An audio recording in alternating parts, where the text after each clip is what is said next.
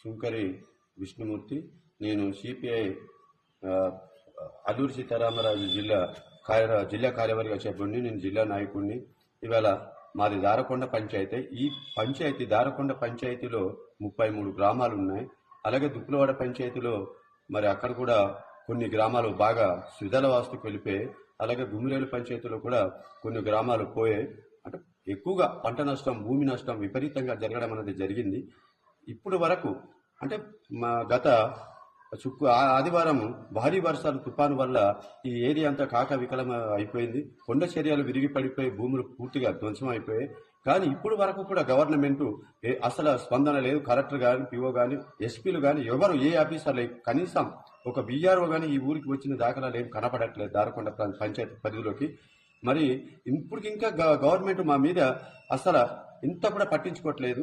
అందరూ కలుషితమైన నీరు తాగుతున్నారు.